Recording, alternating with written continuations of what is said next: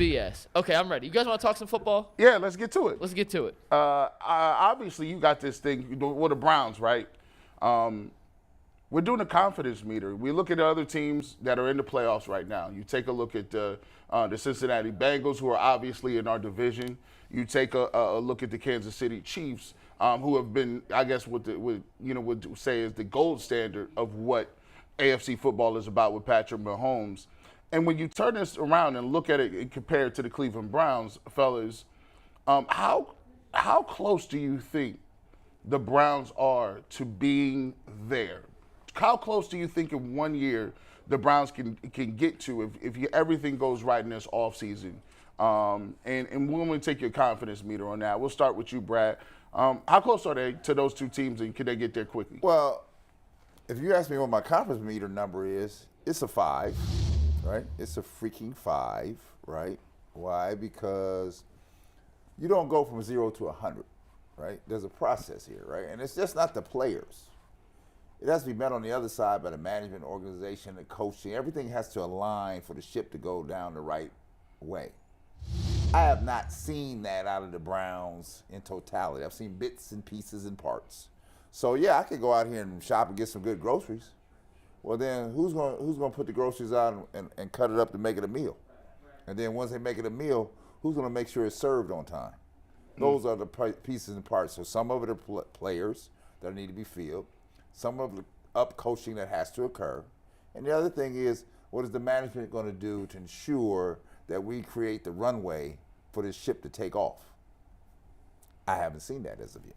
So you come in at a solid 5. Solid 5. Well, let me ask you this a little bit before we get to Jason. Is there anything that they can do in this offseason to raise that for you? And any specific moves? Is there anything they can do to even raise that or lower it? Yeah. If you want me to know, I would prefer the head coach to be the head coach. I prefer to see an OC that's a real OC, right? And then I start delegating responsibilities here with people who are qualified to do the job. Then the other thing is, don't sit out here with needs you need to have filled and act like you don't see them. Because now you playing me for a fool is what you're doing, right? Because I see them. I'm not even a football guy. I see them. So you have to see them. So if you want to be real, you see the great teams that really win in any league, they just win, baby. Whatever it takes. Al Davis, just win, baby. If I got a hole, I'm going to go fill it. I'm going to try to fill it. I'm not going to say, well, I got these guys over here. I got them for $2 over here, and I'm going to play the $2 card here. I'm going to see if if I got the $2 buy that was really a $1,000 buy. $2 scratch off. They got the scratch off. I be feeling like them scratch offs, though. I be feeling like you got to spend 10 or more for you to even hit something. The $2 ones, I feel like they put no codes in there for you to win. Jason, what do you think in terms of when you watch the Bills and you watch the Cincinnati Bengals? How far away are the Cleveland Browns, and what is your confidence meter that they can either close that gap between now and whenever they play next year? I put them at a solid 4.5, 4.5. And it'll be a lot easier to have this conversation 2 months from now when we get into free agency a little bit, when we see what they're doing. We know what the needs are. They need a receiver. They need 2 defensive tackles. They need a defensive end. Got to have that. Linebackers are also on the list. But you've got to fix, I've said it all year, fix the defensive tackles, you're going to fix this issue. So let's see what they do. Let's see if they fix it. And then my meter will probably go up a little bit. Here's what I like. They're 3-3 in the division last 3 years. To me, this is the best division of football. The AFC North, I understand the East sent, I think, 3 teams to the playoffs.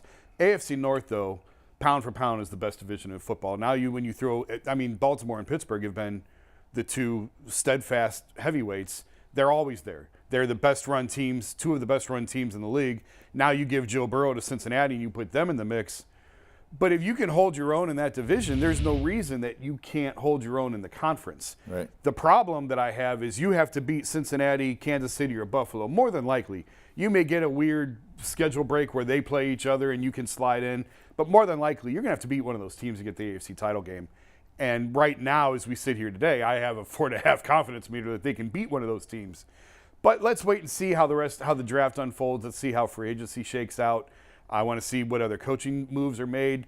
This is not the Brown staff that they're going to take into the season. I do think Jim Schwartz is going to make changes defensively. Chad O'Shea, the receivers coach, has had multiple interviews for the OC job. For OC jobs. Drew Petzing, the quarterback's coach, could leave for and that's one thing that we really haven't discussed. Everyone is talking about how bad everything is and how bad the defense is. Well, when's the last time, how often does it happen that Browns assistant coaches get interviews for job promotions? And the fact that Chad O'Shea keeps coming up in names, and O'Shea's kind of been a name in league circles for a couple of years, and now he's progressed to the point where now he's getting interviews. Like I said, Drew Petzing, I think, is another one that's going to be getting interviews here.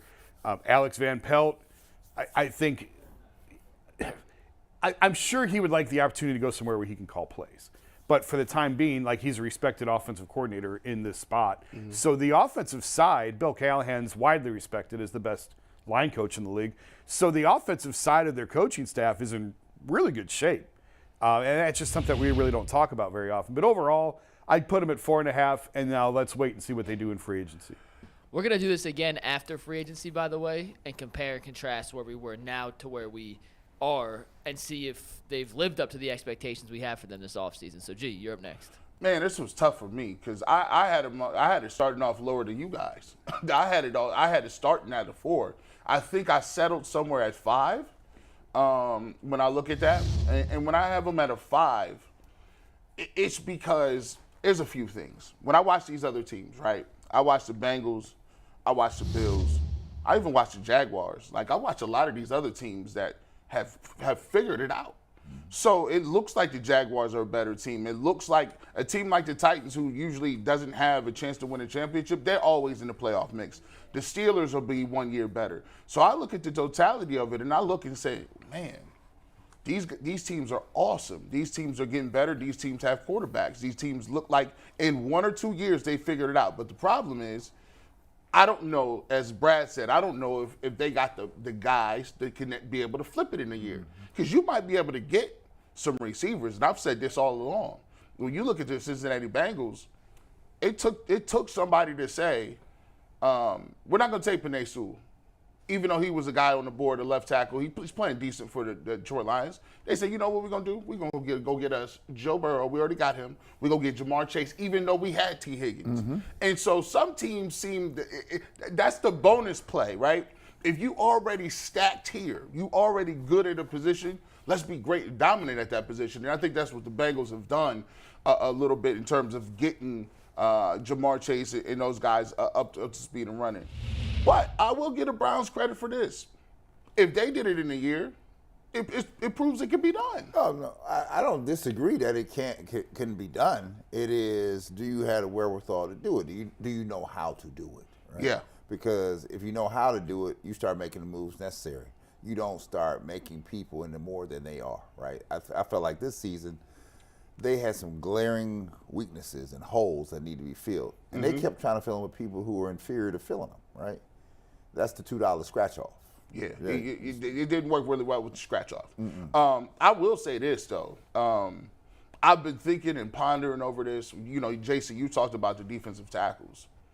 I believe they do need defensive tackles, but I don't know if they could do it all in a year. I don't know the amount of holes that they have at defensive line, the amount of holes they have even at linebacker. We even talked about them. We talked about them yesterday. The backers is in trouble. I'm thinking to myself, what is the best way? I asked you guys, what's the best way that I could change that? Can I change that optimism from a 5 to anything higher? I believe if they can get a household, bona fide #1 receiver, I will feel wholeheartedly different. And the reason I say that about a receiver rather than a defensive tackle is because what I'm going to ask Jim Schwartz to do is I need you to win me a couple games.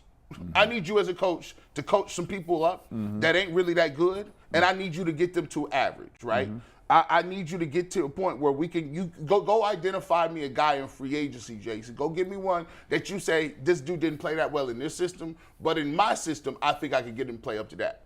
And if you can get a receiver, I think the reason I say receiver is the Browns that's the most impact that they can have on the field. Right. I feel like Jim Schwartz can get you there, but a bona fide receiver with Amari Cooper, as well as DPJ, in a solid, healthy, ready to go Deshaun Watson, I think that's the biggest splash they can make in the offseason. I don't know where they get it, but Andrew Berry got to figure something out. Well, I say this. If you talk about D-line, and I think, Jason, you and I were talking about it yesterday, you know, they don't have like unlimited money. No. So you got to be strategic in what you're doing. Now, I'm not taking a flyer on it. Somebody's going to be proven good. You might be a little long in the tooth, but you're going to be proven goods. So Jason and I talked about Okunjobi yesterday, right? He's a free agent coming up. I'd take Larry Ogunjobi back in a second. Take him in a heartbeat. At least I know I'd have a competent, capable guy up front. Mm-hmm. Now I can mirror him with another guy that I can take a flyer on, right? Mm-hmm. Or coach up one of these other ones that you seem to have something, but at least have somebody in the trench that's okay, right? That now allows me to say, okay, let me turn my search to these linebackers, because that's got to be filled. I think I can get the receiver a variety of ways. Somebody got cast off from the league. If I'm in the weeds scouting in college, there are more capable receivers coming out of college nowadays from places that you never heard of that are capable. But you'd have to have your people in the weeds knowing where they are. So there's a pathway for it. But somebody has to be the orchestrator of saying, this has to happen. Now, you got the GM Barry, right, who's sitting out here doing this, but I always feel like the coach has to have an imprint on this thing. Like, I need this, this, and this, right? Because he's the one on the field, on the floor. It's not always the person in the booth up top. So you got to figure it. We have to figure this out. Unless you show me that, my confidence. Jason, let me drill down on this. When you just take a look at the Bengals, you take a look at the Bills. So those are two teams left, right? Not the Bengals, Bills, but the Chiefs. But I put those guys in a threesome, right? You got the Bills, you got the Bengals, you got the Chiefs. When you look at those rosters top to bottom, or just the coach in the organization, what makes those three teams specifically better than the Browns? Quarterback, period. Now, can Deshaun get to that class? Yeah. But, I mean, the quarterback's a great separator for all. Look, I mean, we talk about weapons for the Chiefs. Travis Kelce is one of one. But they traded their best receiver, and they never missed a step. They're right back where they were. And that's because their quarterback is so special. Like, that's another reason why I put Mahomes in his own class. There is no 1A. It's just him. And then everyone else is fighting for second. And then when you flip that to the Browns, you know, when we're talking receiver, the highest receiver the Browns have drafted, Anthony Schwartz in the third round and David Bell in the third round. Like, this is why I said yesterday, I think this is the year they take a receiver in the second round, because you can have impact receivers you can find in the second round who can step on the field immediately. The first round has become flooded with defensive tackles, defensive ends.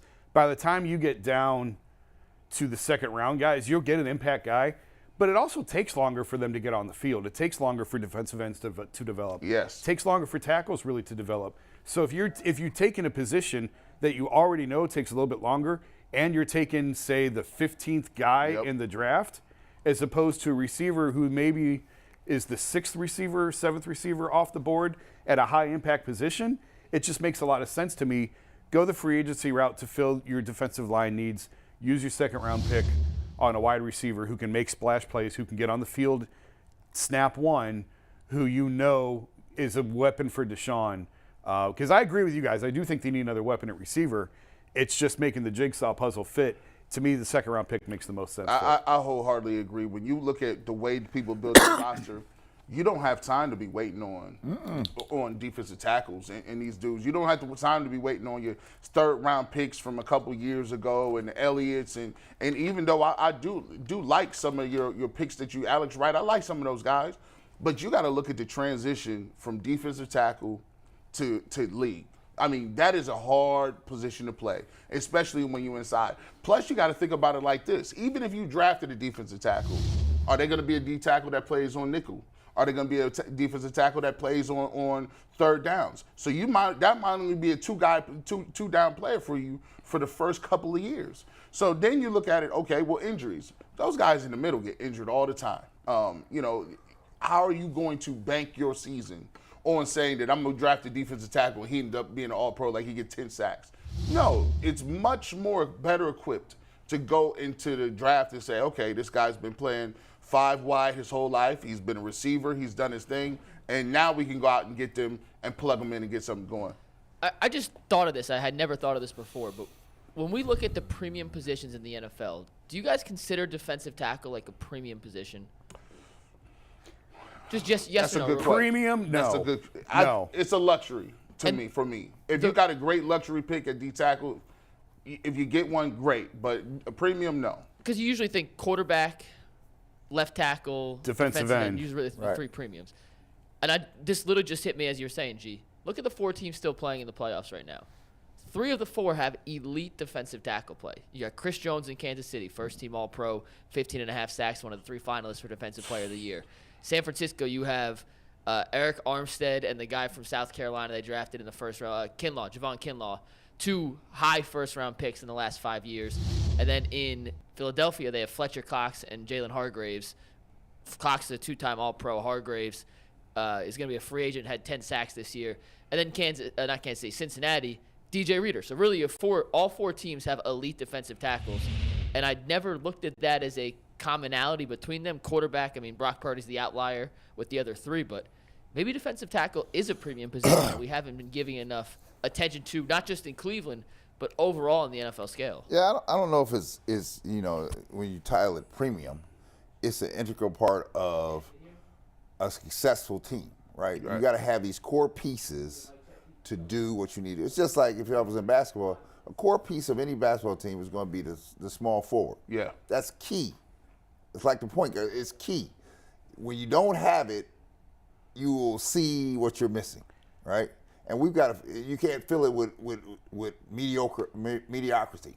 You have to fill it with people that can have a skill set to get it done. Now, to Mike's point, I think that some teams are not realizing, I'm going to pay a little more to get this off because it just solidifies it. If I'm in San Francisco, it unleashes Bosa on the end, right? Yeah. It allows him to act crazy out here and get after people, right? If you don't have it, see what happens.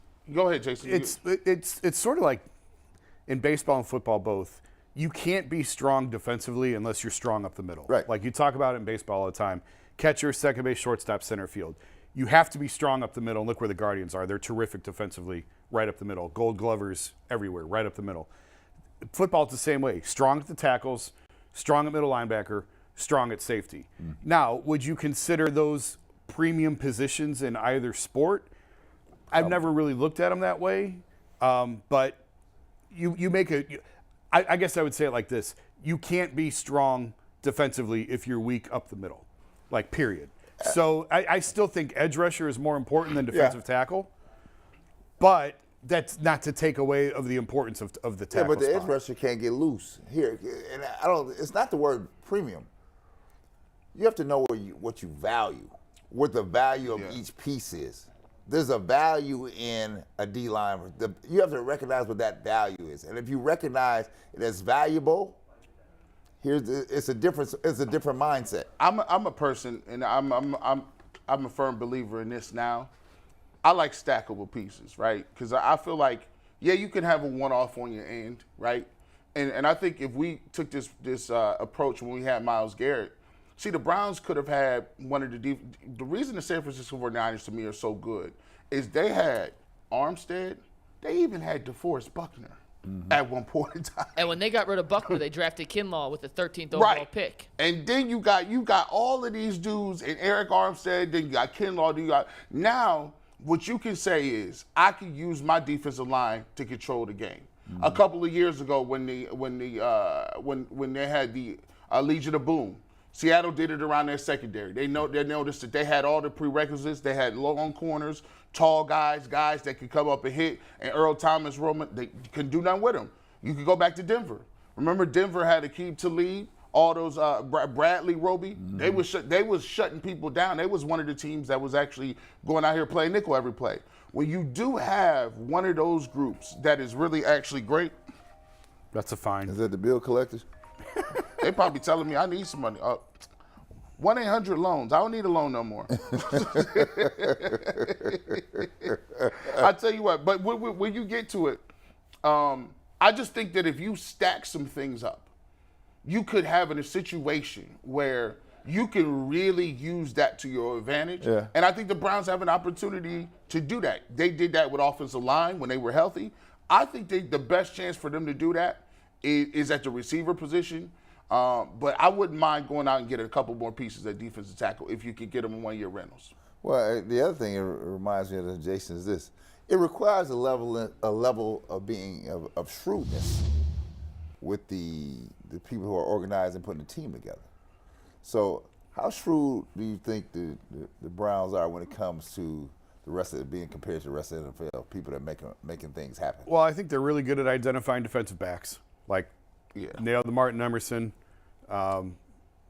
John Johnson, free agent signing. I don't know if that was really a hit. That's a medium sign. I don't know how to feel about Johnson. I don't know whether or not he's going to be. Is he a guy that was just used out of position or a guy that could be something in somebody else's plan? The longer we get into the offseason, the more I think he's not going to be back. I'm really starting to feel. I thought at the end of the season, I thought it was kind of a done deal he'd be back. I don't know. I'm starting to get a weird vibe that he may not be back. So that may be another spot that you have to fill. But they drafted Greg Newsome. They drafted Martin Emerson. Like, okay, they nailed their defensive back picks. They've been terrible at drafting defensive tackles. We've talked about it at length. Haven't been great at receiver. DPJ was a great find in the 6th round. David Bell's an incomplete. Wasn't on the field very much. Didn't have a great year. And Anthony Schwartz probably is not going to be back. So, Jed Wills at left tackle. You think they're going to move on from Schwartz? Yeah. Really? Anthony Schwartz? Yeah. I didn't know that. I would, from what I've seen so far, they're not really into getting rid of their guys. And he's a 3rd-round pick, right? Yeah. G. Bush, this is his last year. If Andrew Berry doesn't turn this around, he's gone. So there's no time to wait and hold on to your guys if they're not producing. Hey, listen. It ain't like I'm sitting here just waving the flag for him. I think Amari's back, DPJ's back, Michael Woods is back. Like, these guys are all coming back. Bell's coming back. Yeah. But I think we're all in agreement that they need another playmaker there. Yeah. Well, one's got to go.